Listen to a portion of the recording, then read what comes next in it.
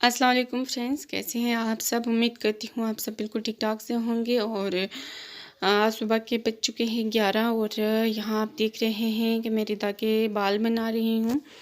क्योंकि ये बाल बनाने में अक्सर बहुत ज़्यादा तंग करती है, बाल नहीं बनाने देती है और बाल खुले रहते हैं। उसकी वजह से इसका जो ये माथा है, माथे पे बाल आ गए हैं और माथा ख़राब होने लगा है।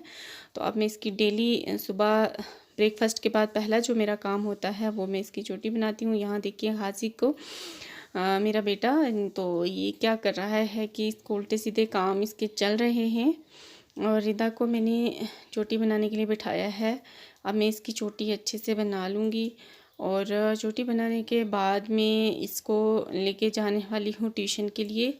क्योंकि स्कूल तो बंद है तो फिर घर में मैं पढ़ाती हूँ इसको, लेकिन हिंदी थोड़ा वीक है इसकी और हिंदी हमने भी इतना ध्यान नहीं दिया क्योंकि काफ़ी सब्जेक्ट्स होते हैं आजकल बच्चों के, तो उस चक्कर में हिंदी को इतना हमने ध्यान नहीं दिया।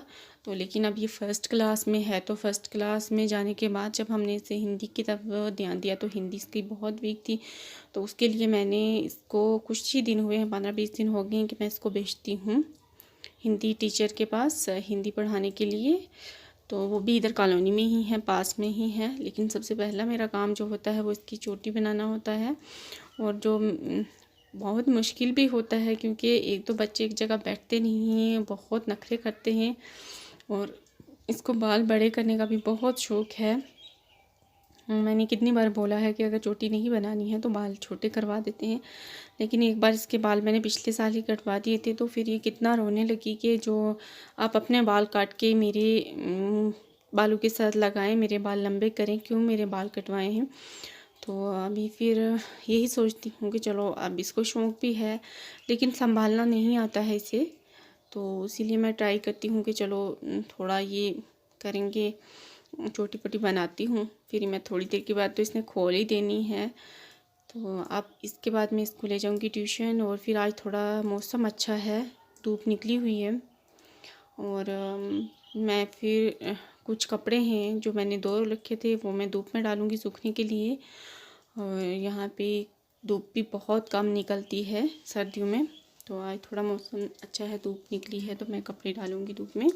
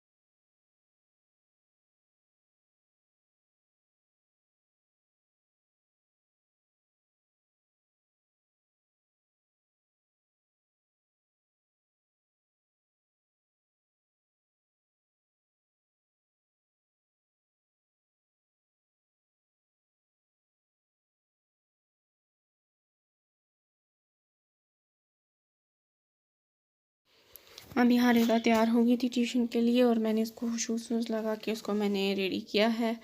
अब मैं इसको छोड़ने जाऊँगी ट्यूशन के लिए। हाजिक को अभी नहीं भेजती हूँ ट्यूशन क्योंकि बहुत सर्दी है और वो घर में ही रहता है। तो अब मैं इसको ट्यूशन छोड़ के आऊँगी तो फिर बाकी घर के काम करने पड़ेंगे, मुझे इसके साथ जाना होता है क्योंकि जहाँ से क्वार्टर में घुसना है तो वहाँ बहुत कोहरा होता है और उससे स्लिप भी होने का ख़तरा रहता है, इसलिए मुझे इसके साथ जाना पड़ता है। इतना दूर भी नहीं है, नज़दीक ही है। तो अब इसको ट्यूशन छोड़ के मैं आऊँगी।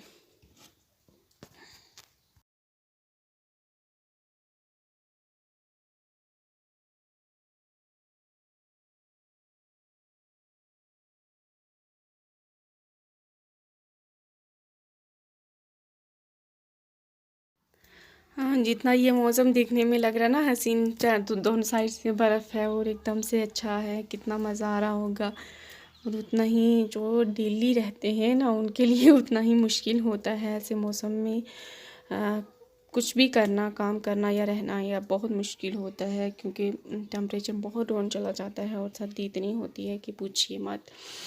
और लेकिन ये है कि अगर कोई इंजॉय करने के लिए कुछ दिन के लिए यहाँ पे आए तो तभी बहुत अच्छा लगता है, बहुत मज़ा आता है। हाँ, तो अगर आप यहाँ पे रहते हो, आपको रहना है पूरा विंटर इधर ही, तो उसके लिए बच्चों के लिए भी, बड़ों के लिए भी, सबके लिए बहुत मुश्किल होता है। तो मैं अब पहुँच चुकी हूँ क्वार्टर, जहाँ पे रिदा को जाना है ट्यूशन के लिए।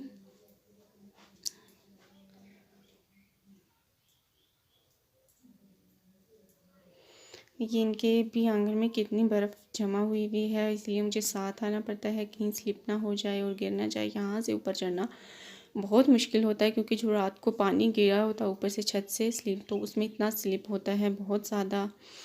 और यहाँ हम पहुँच चुके हैं, लेकिन यहाँ पे लगा हुआ है लॉक।